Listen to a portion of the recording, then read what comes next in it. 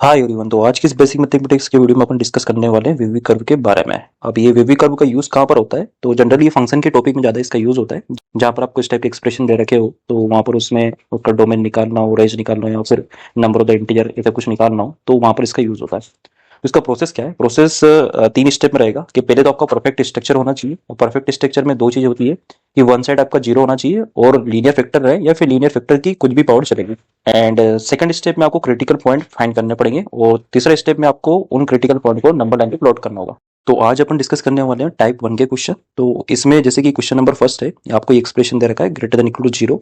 तो पहले तो चेक करोगे क्या ये परफेक्ट स्ट्रक्चर है। तो अपन ध्यान से देखें तो ये लीनियर फैक्टर है और ये लीनियर फैक्टर की पावर है, और ये भी लीनियर फैक्टर आ रहा है लेकिन ये क्वाड्रेटिक था। तो इसको पहले आपको स्प्लिट करना पड़ेगा। तो इसको जैसे स्प्लिट करा तो मेरे पास ये आ रहा है। तब आपको सेकंड स्टेप के अकॉर्डिंग क्रिटिकल पॉइंट्स फाइंड करने पड़ेंगे। क्रिटिकल पॉइंट्स क्या होते हैं कि जितने भी लीनियर फैक्टर आ रहे थे उनको आपको equal to zero zero put करके देखना है। तो जैसे कि मैंने पुट करा X plus one equal to zero, तो एक्स इक्वल कितना आएगा? -1 आएगा। ऐसे आपको सारे ब्रैकेट को पुट करना है। देन थर्ड स्टेप के अकॉर्डिंग उसको आपको नंबर लाइन पे प्लॉट करना है। अब इसमें छोटी सी ट्रिक होती है। ट्रिक क्या है कि जिन क्रिटिकल पॉइंट की पावर इवन आ रही थी उसको आप पहले मेंशन कर दो। तो इसका लॉजिक ये रहता है कि यदि पावर इवन आ रही है तो साइन चेंज नहीं होगा, और यदि पावर ओड आ रही है तो साइन चेंज हो जाएगा।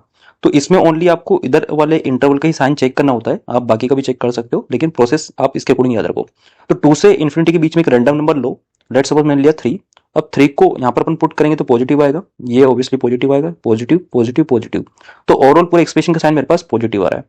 तो अब जो 2 आया था उसकी पावर क्या ओड थी, इसलिए अपने पास पॉजिटिव से नेगेटिव, फिर नेगेटिव से पॉजिटिव, फिर नेगेटिव। अब ये इवन पावर से आया तो इसलिए नेगेटिव साइन रिटर्न होगा, वापस इवन पावर से आया तो नेगेटिव साइन रिटर्न होगा।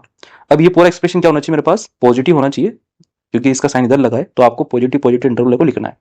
अब इसमें दूसरा पॉइंट आपको ध्यान रखना है कि जो क्रिटिकल पॉइंट्स ऊपर से आ रहे थे उसको आपको सॉल्यूशन में इंक्लूड करना है। तो जैसे कि मेरे पास -1 क्रिटिकल पॉइंट ऊपर से आया था तो उसको मैंने इंक्लूड कर लिया, लेकिन जब इस इंटरवल में लिख रहा हूं तो उस वाले केस में मेरे पास -2 छूट चुका था, इसलिए मुझे -2 को एक्सिस में इंक्लूड करना पड़ेगा।